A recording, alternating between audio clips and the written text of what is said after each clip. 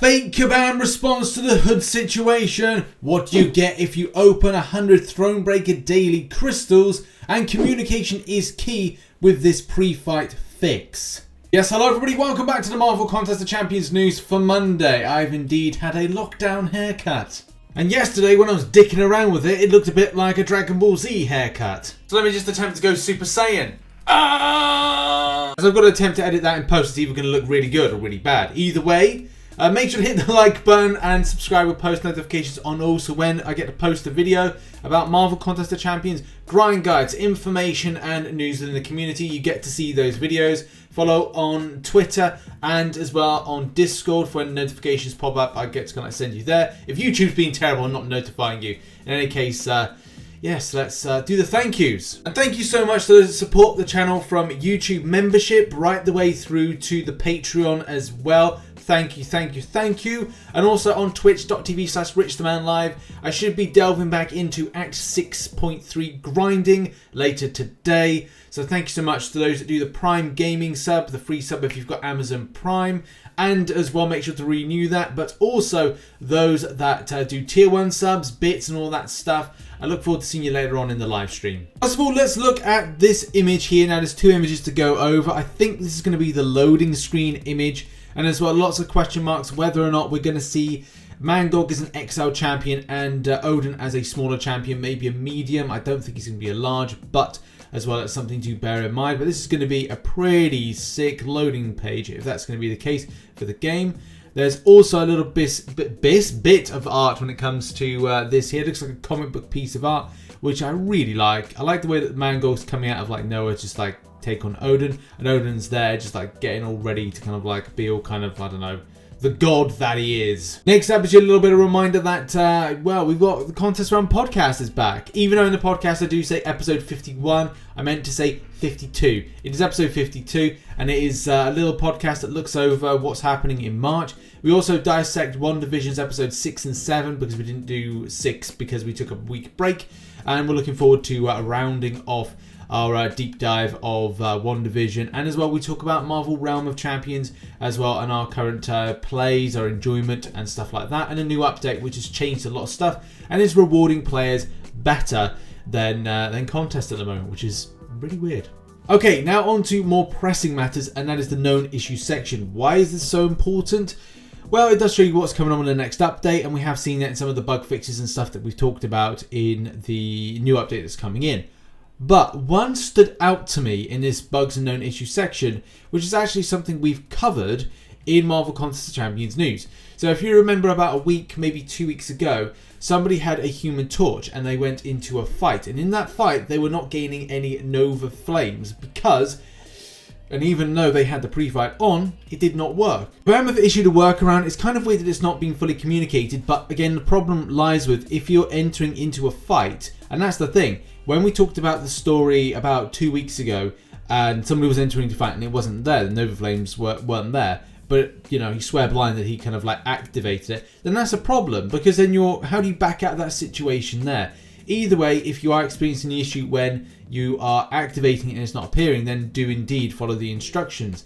And hopefully this helps anybody that might be suffering from the issue. So if the yellow pre-fight ability icon doesn't appear when activated, backing out of the pre-fight screen to the map and then re-entering the pre-fight screen should resolve this issue. So, I don't know. Give it a go. Hopefully these are sorted out sooner. I don't think it's going to be in the next update. It'll probably be the update after that or kind of mid-update.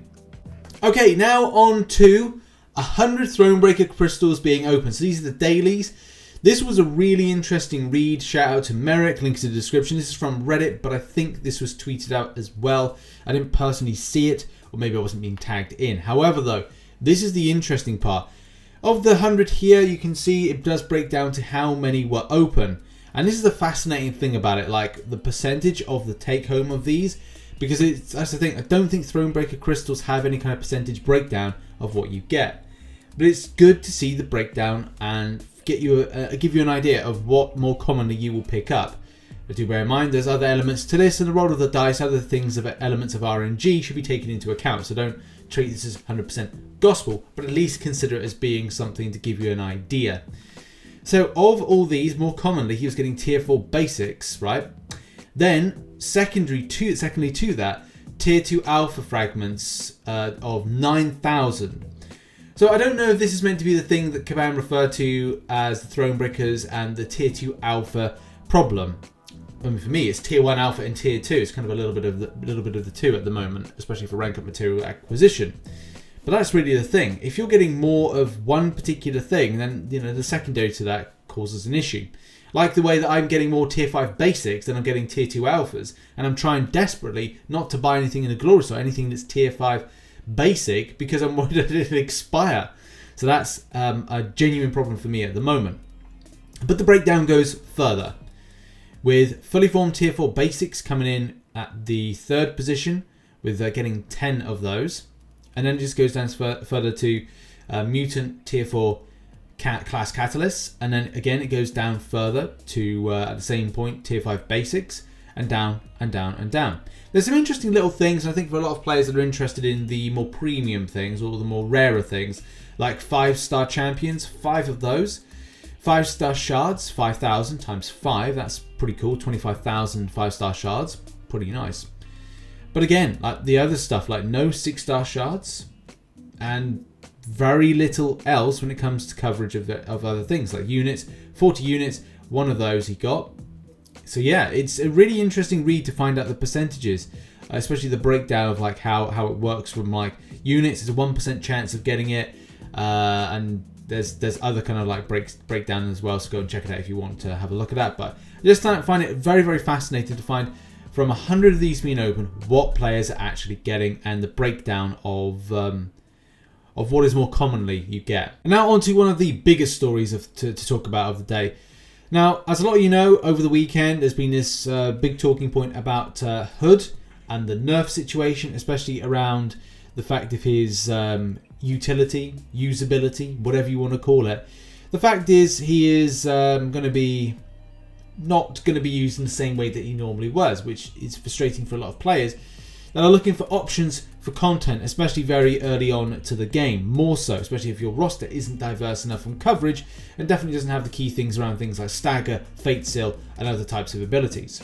However though, the main thing when it comes to this situation is Kabam have been silent, and we're still yet to see like how they will respond to the pressure that the community have put on. This forum post has over 15,000 views and also a good amount of hundreds of comments that are supporting the fact that this should not really be something that we want to see. Yes, we want the damage improved, of course, and that's great about having a buff to a champion, but suppressing the ability to deal with said buffs, or that's the clever play on words there, is the problem. And also in situations like this, it is made worse when things get floated around the community, like either through line or through different types of areas, especially when information has been doctored or is indeed fake, which this is here, where fake Kabam Miike says, sure, we are happy with the Hood's buff,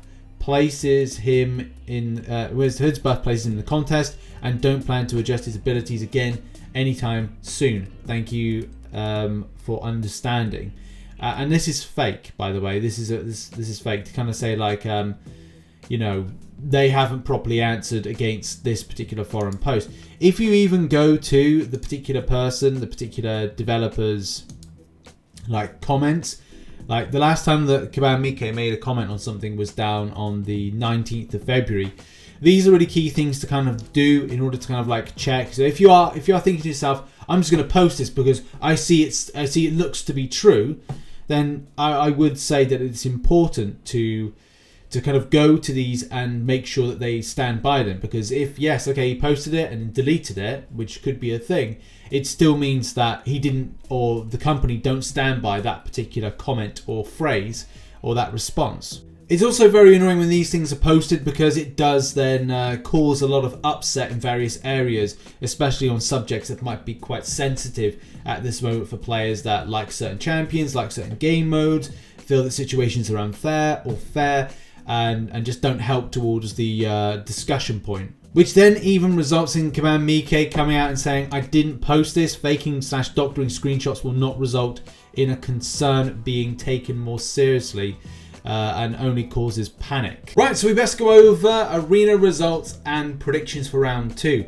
All predictions for round 2 are below currently, so check out those. But let's go over some of the results, which is very important.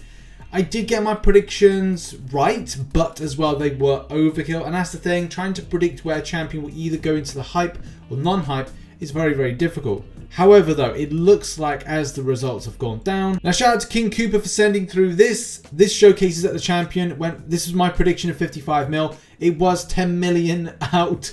So apologies if anybody was finding that you were doing a little bit more. It was very difficult to understand the hype around the champion. Was it there? Was it not? And unfortunately, it just wasn't. However, though, 55 mil, what did it actually go for? Well, in fact, 46.8 mil was enough to get the champion. So that's where I'm kind of like pinpointing my round 2. So it's not ridiculously out of the way, but as well, it is kind of one of these disappointing things that I would have loved to predict something that's kind of close to what the cutoff was. But you've got to rather be safe than sorry, I think is the point here.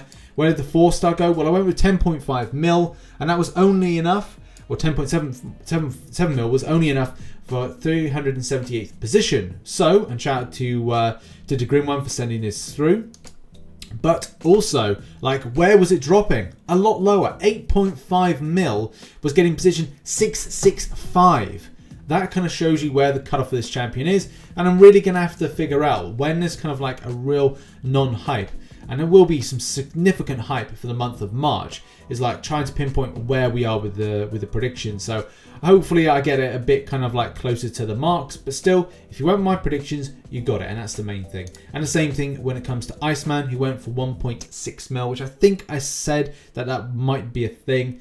Either way, yeah, good luck to you if you're doing the grind for the round 2. My predictions were down below a moment ago.